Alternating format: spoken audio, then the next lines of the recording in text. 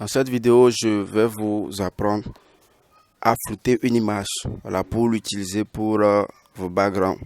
C'est vraiment pratique. Donc, sans plus tarder, nous allons aller dans l'application Blur Photo. Voilà, Blur Photo.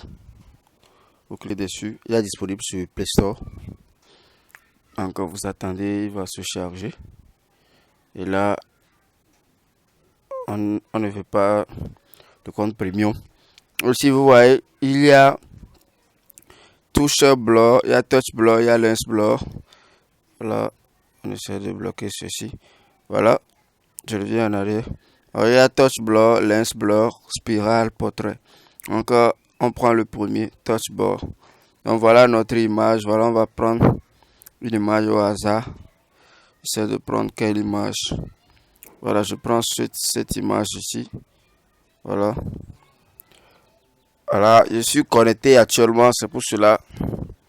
Les publicités, voilà.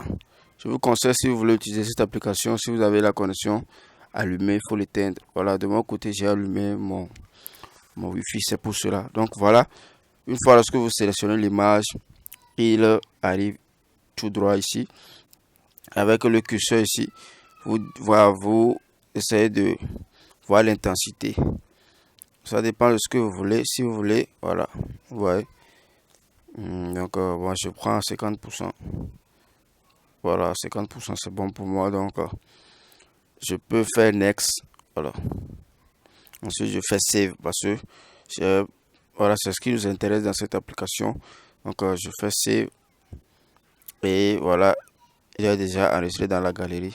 C'est une petite vidéo. Voilà, c'est une petite vidéo pour vous montrer comment est-ce que vous pouvez facilement flouter votre image et l'utiliser comme fond d'écran. Voilà, il est ici.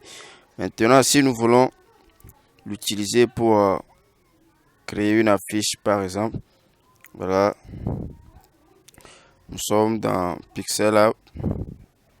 Ok, donc je reviens en bas ici et j'annule tout. Donc je peux, au niveau de, voilà, je vais sur plus du galerie. On a déjà vu toutes ces choses là. Là où vous êtes actuellement, Pixel là doit être votre enfant, c'est-à-dire vous devez savoir le manipuler n'importe où, n'importe comment. Donc voilà, je viens au niveau de la galerie, je choisis là où j'ai, voilà, il est ici, là où je l'ai sélectionné, et voilà, je le prends. Et qu'est-ce que je fais? Je le dimensionne puisque c'est un format carré. Et voilà, j'essaie de prendre la dimension, voilà, et je bloque. Donc voilà, mon fond, il est maintenant arrivé sain et sauf. Maintenant, si je fais plus et j'ajoute un test, je peux facilement inscrire tout ce que je veux là-dessus. Par exemple, si je mets blur test, voilà. J'essaie de, voilà, j'essaie d'agrandir, voilà, déjà avec le fond blanc, avec la couleur blanche, ça va déjà. Donc, il faut seulement que j'ajoute, voilà, j'habille mon background et tout. Et voilà.